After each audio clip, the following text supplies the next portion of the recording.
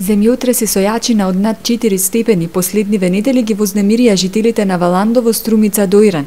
Последниот од нив почувствуван минатата недела, како и претходните, беше со епицентар во соседна Грција, но неретко се случува земјотресите да се лоцирани токму во Македонија, а Валандовскиот крај важи за едно од земјотресните подрачја во земјава.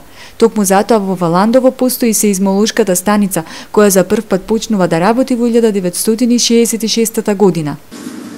Таа има домен цел свет. Зависи од силината на земјотрезо. Има тие сеизмички бранови,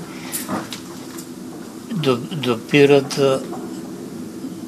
подземјната кора, доаѓа до сеизмометрите во сеизмолошка станица.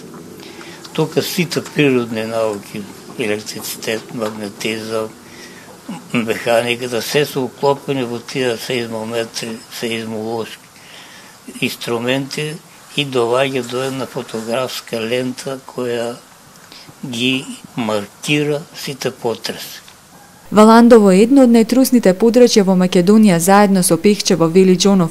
При силен земјотрес тука е достигната магнитуда до 7,8 степени по Рихтер, а по Меркалиевата скала до 12 степени. Во Валандово имаше земјотреси осетили од граѓаните, што се створаа паника. Тоа беше 74-75 година.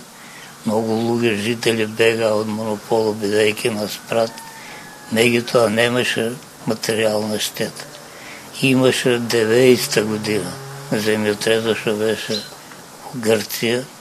Тога имаше материјална штета во Гевгелија, Валандово, Пирава.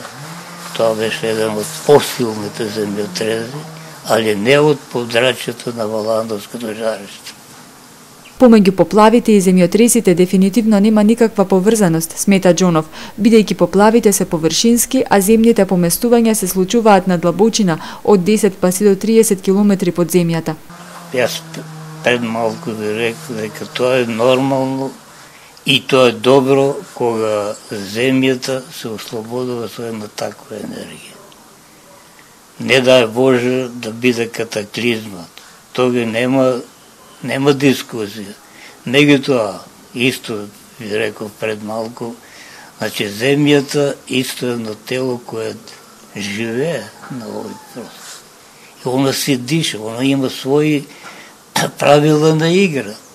Внатре има таа маса, лава, таа температура, после она движење центрифугал околу оската, околу сонцето. Тие сили внатре што не се измерили, не може никој да измери, бидејќи тоа се дешува на 17-20 километра под земјата површина. Нема инструмент што може да го поставиш таму, за да го сниме тоа и да ви го каже. Валандово и натаму останува да важи за трусно подрачје, а според мерењата од сеизмолошката станица, секоја година се случуваат околу 120 до 150 локални земјотреси во овој град, кои најчесто се неосетливи за граѓаните.